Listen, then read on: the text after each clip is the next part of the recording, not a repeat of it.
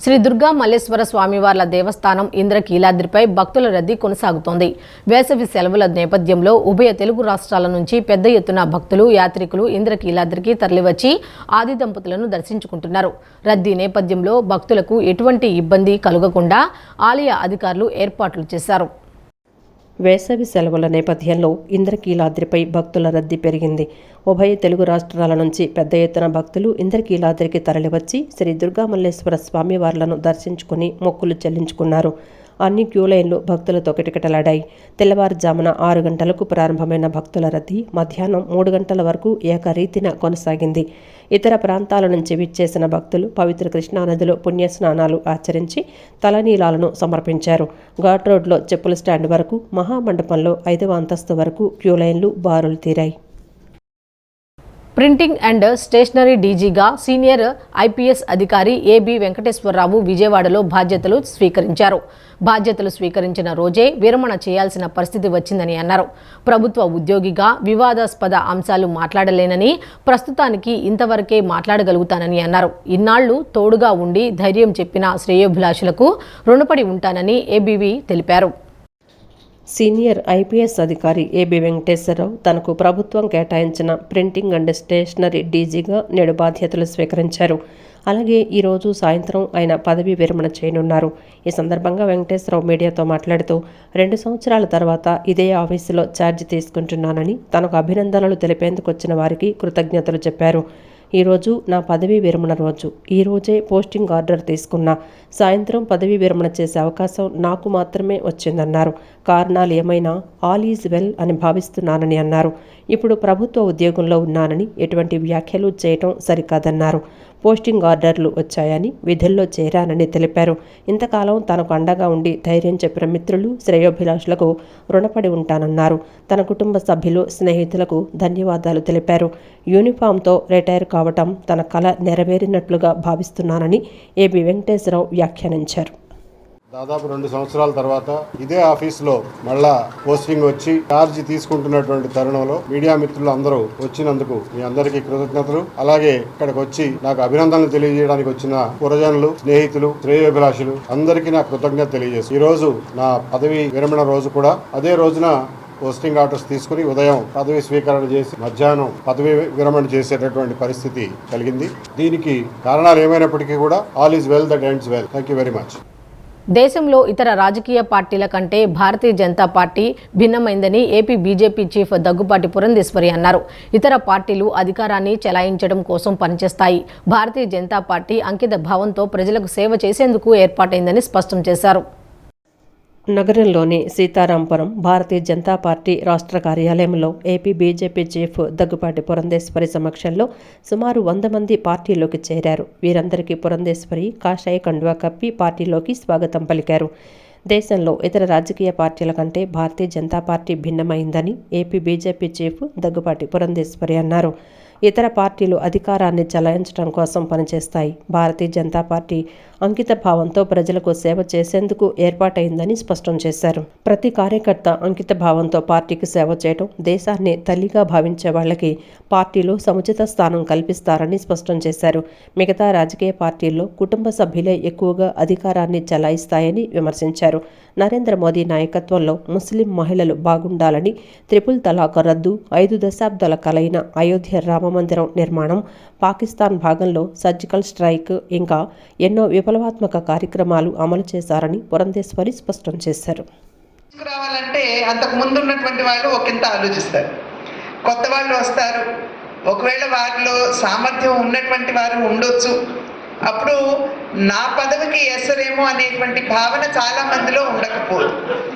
కానీ దానికి భిన్నంగా సామర్థ్యం ఉన్నటువంటి వారిని, సుదీర్ఘమైనటువంటి రాజకీయ అనుభవం ఉన్నటువంటి వారిని, పదవులు చేసినటువంటి వారిని గుర్తించి వారిని అందరినీ పార్టీలోకి తీసుకుని వచ్చి, ఇందాక నేను వస్తున్నటువంటి సందర్భంలో నేను చెప్పాను శ్రీరామ్ గారితో, శ్రీరామ్ గారు మీరు బ్రహ్మాండంగా తీసుకొచ్చారండి, మీకు నేను నా అభినందన తెలియజేస్తూనే మీ బాధ్యతని కూడా నేను గుర్తు చేస్తున్నాను.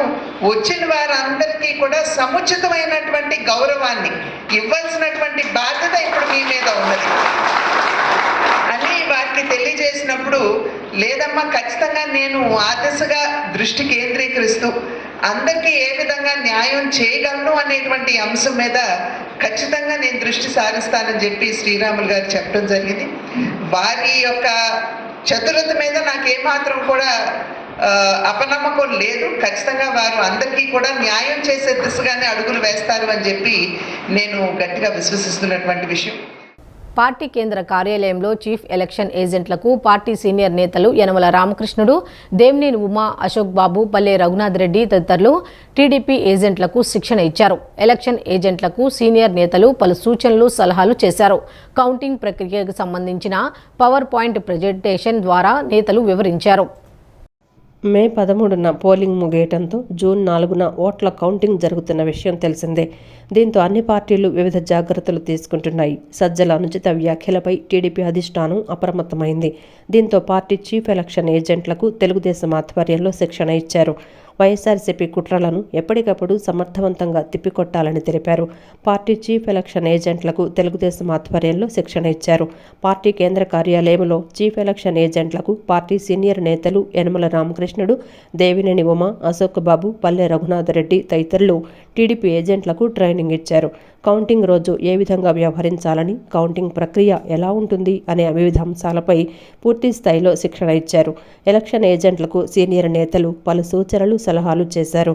కౌంటింగ్ ప్రక్రియకు సంబంధించి పవర్ పాయింట్ ప్రజెంటేషన్ ద్వారా నేతలు వివరించారు. ఎలక్షన్ ఏజెంట్లకు పలు సూచనలు, సలహాలిచ్చి దిశానిర్దేశం చేయటం జరిగింది. ఏపీలో పోస్టల్ బ్యాలెట్ల విషయం వివాదాస్పదంగా మారిన నేపథ్యంలో టీడీపీ నేత పరుచూరి అశోక్ బాబు స్పందించారు. పోస్టల్ బ్యాలెట్లపై వైసీపీ అర్థం లేని ఆరోపణలు చేస్తుందని అన్నారు. పోస్టల్ బ్యాలెట్పై గెజిటెడ్ సంతకం, సీల్ ఉండాలనే నిబంధన లేదని స్పష్టం చేశారు. ఈసీ సడలింపులతో అక్రమాలు జరుగుతాయనే వాదన అసంబద్ధమని కొట్టిపారేశారు. ఈసీ సడలింపు ఇవ్వలేదని, నిబంధనలపై స్పష్టత ఇచ్చిందని అశోక్ బాబు వివరించారు. పోస్టల్ బ్యాలెట్లలో 90% ఓట్లు వైఎస్ఆర్ కాంగ్రెస్ పార్టీకి వ్యతిరేకంగా పడ్డాయని టీడీపీ ఎమ్మెల్సీ అశోక్ బాబు అన్నారు. ఆ ఓట్లను తగ్గించాలని అధికార పార్టీ నేతలు కుట్ర పన్నుతున్నారని ఆరోపించారు. పోస్టల్ బ్యాలెట్లకు సంబంధించిన డిక్లరేషన్పై గెజిటెడ్ ఆఫీసర్ స్టాంపు లేకపోయినా, బ్యాలెట్ కవర్పై ఓటర్ సంతకం లేకపోయినా బ్యాలెట్ పేపర్ను తిరస్కరించకూడదని ఎన్నికల సంఘం నిబంధనలు చెబుతున్నాయని గుర్తు చేశారు. ఎన్నికల కమిషన్ను తెలుగుదేశం ఏం కోరిందో తెలుసుకోకుండా వైఎస్ఆర్ కాంగ్రెస్ పార్టీ ఫిర్యాదు చేయటం సిగ్గుచేటని మండిపడ్డారు. తెలుగుదేశం పార్టీ 750 ఫిర్యాదులు చేస్తే కేవలం 2కి మాత్రమే ఎన్నికల సంఘం నుంచి సమాధానం వచ్చిందన్నారు. ప్రభుత్వ ప్రధాన కార్యదర్శిని మార్చాలని కోరినా చేయలేదని తెలిపారు. తెలుగుదేశం పార్టీ నుంచి ఒక కాగితం బయటకు వెళ్లాలన్నా 1కి 2 సార్లు న్యాయవాదులతో చర్చించి పంపిస్తామని, అత్యంత బలమైన వ్యవస్థ పనిచేస్తోందని వివరించారు. వైఎస్ఆర్ కాంగ్రెస్ పార్టీ నాయకులపై 400కు పైగా కేసులున్నాయని, కోర్టులంటే వాళ్లకు లెక్కలేదని దుయ్యపట్టారు. సుప్రీంకోర్టు సైతం వైఎస్ఆర్ కాంగ్రెస్ పార్టీకి మొట్టికాయలు వేసిందని విమర్శించారు. రాష్ట్రానికి పట్టిన వైఎస్ఆర్ కాంగ్రెస్ పార్టీ క్యాన్సర్కు మందు జూన్ 4న రానుందని చమత్కరించారు. విషయం, పోస్టల్ బ్యాలెట్లో వెనక సంతకాలు లేకపోయినా కూడా ఆ పోస్టల్ బ్యాలెట్ అకౌంట్లో ఈ పోస్టల్ బ్యాలెట్ సీరియల్ నెంబర్ చూసి అది టాలీ అవుతే దాన్ని వ్యాలిడ్ చేసి కౌంటింగ్లో అలౌ చేయమని చెప్పి ఆయన స్పష్టంగా చెప్పడం జరిగింది.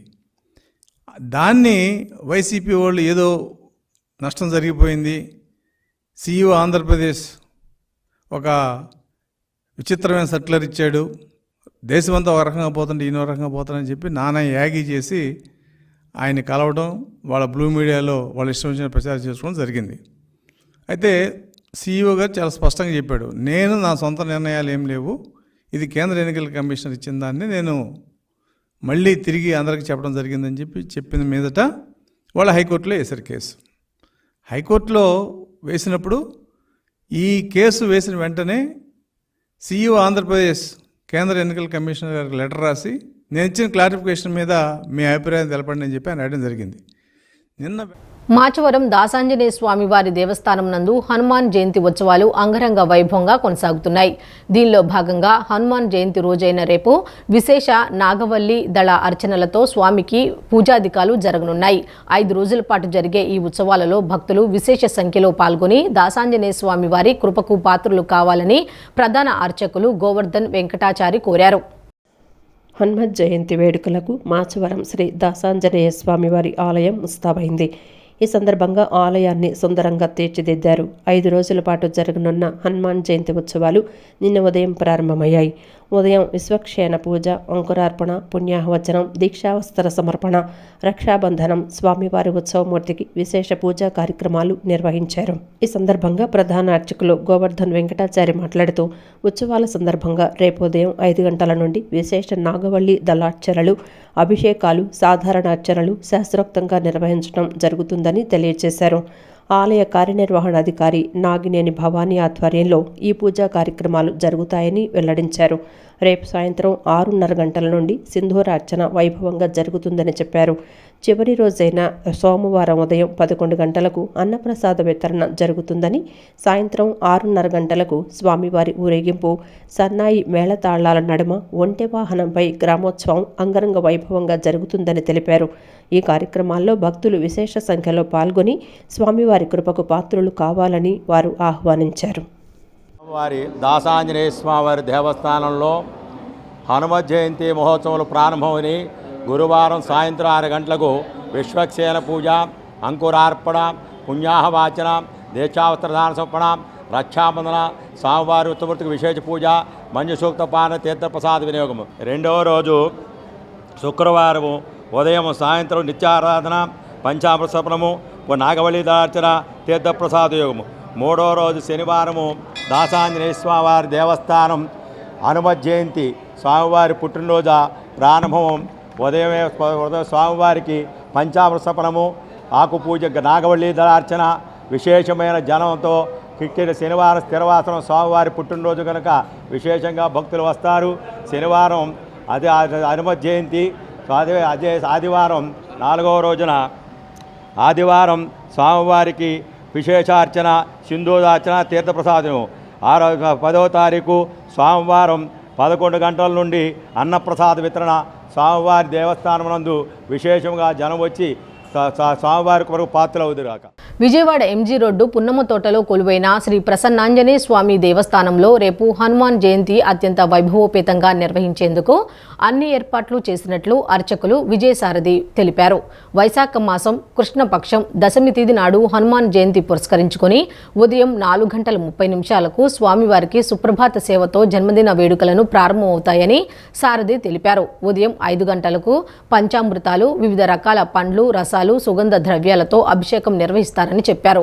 ఉదయం 6 గంటలకు సింధూర ధారణ, తోమాల సేవ, నాగవల్లి దళ సహిత సహస్రనామార్చన, హనుమాన్ చాలీసా 108 సార్లు పారాయణం జరుగుతోందన్నారు. మధ్యాహ్నం 12 గంటలకు సహస్ర గులాబీ అర్చన, వడమాల సేవ అనంతరం భక్తులు అందరికీ అన్నప్రసాద వితరణతో జయంతి ఉత్సవాలు దిగ్విజయంగా ముగుస్తాయని అర్చకులు విజయసారథి తెలిపారు. స్వామివారికి 6 గంటలకి సింధూర ధారణ, నూతన వస్త్ర అలంకరణ కార్యక్రమాలన్నీ కూడా జరుగుతాయి. ఉదయం 7 గంటలకి తోమాల సేవ, నాగవల్లి దళ సహిత సహస్రనామార్చన కార్యక్రమం ప్రారంభమవుతుంది. అదే సందర్భంలో స్వామివారికి అత్యంత ప్రీతిపాత్రమైనటువంటి హనుమాన్ చాలీసా 108 సార్లు పారాయణ కార్యక్రమం అంతా కూడా ప్రారంభమవుతుంది. అక్కడి నుంచి పూజా కార్యక్రమాలన్నీ కూడా జరుపుకుంటూ, పారాయణలన్నీ కూడా జరుపుకుంటూ మధ్యాహ్నం 12 గంటలకు సహస్ర గులాబీ అర్చన, వడమాల సేవ అనేటువంటి కార్యక్రమాలు జరుగుతాయి. ఆ తదుపరి అందరికీ భగవద్బంధువులందరికీ కూడా స్వామివారి యొక్క ఆశీస్సుల్ని అన్నప్రసాద రూపంలో అందజేయడం జరుగుతుందన్నమాట.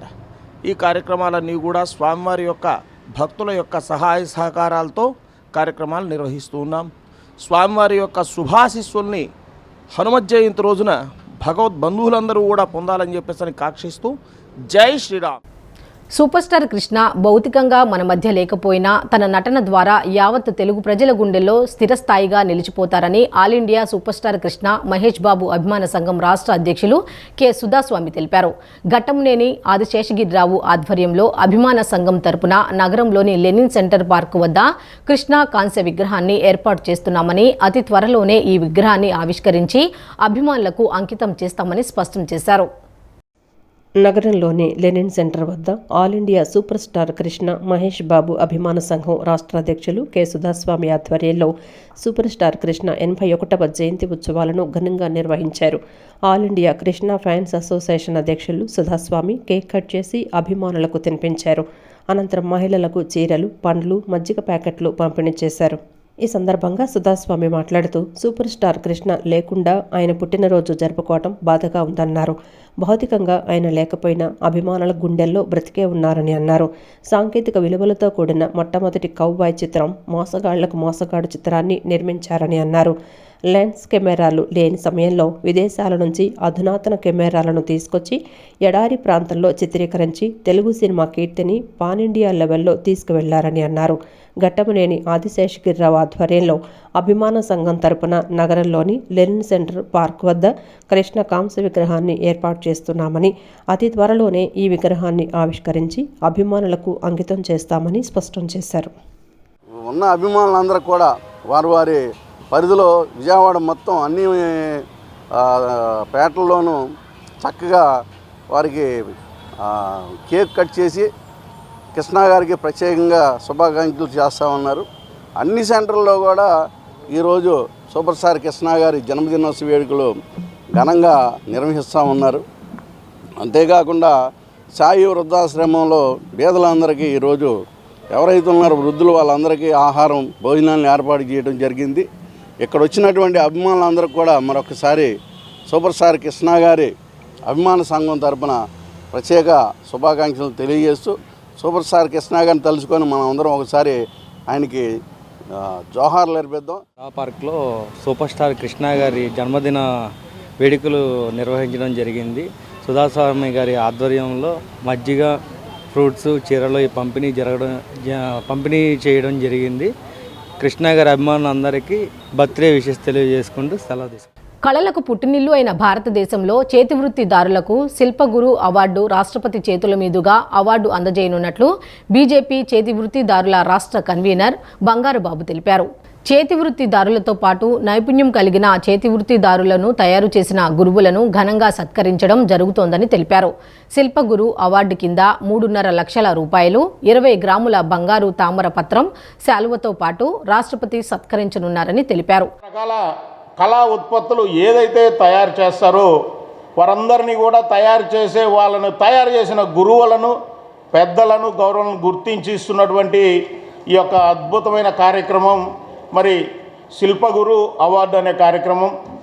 శిల్పగురు అవార్డు ఎవరైతే అవార్డుకి నామినేట్ అవుతారో వాళ్ళకి రాష్ట్రపతి చేతుల మీద, గౌరవ రాష్ట్రపతి చేతుల మీదుగా శిల్పగురు అవార్డుతో పాటు 3.5 లక్షల రూపాయల ప్రోత్సాహక బహుమతులు ఇవ్వటం, మళ్ళీ వాళ్ళకి 20 గ్రాముల గోల్డ్ సంబంధించిన కాయిన్ ఒకటి ఇవ్వటం, వాళ్ళకి తామర పత్రం ఇవ్వటం, ప్రశంసా పత్రం ఇవ్వటం, ఒక శాలువాతో సత్కరించి వాళ్ళని గౌరవించడం జరుగుతుంది. ఎవరైతే ఈ అవార్డుకి నామినేట్ అవుతారో వాళ్ళకి సంవత్సరానికి 1 లక్ష రూపాయల ఆదాయం కనుకుంటే ప్రతి నెల 18,000 రూపాయలు వాళ్ళకి కేంద్ర ప్రభుత్వం వాళ్ళకి పింఛన్ రూపంలో ఇవ్వడం జరుగుతుంది.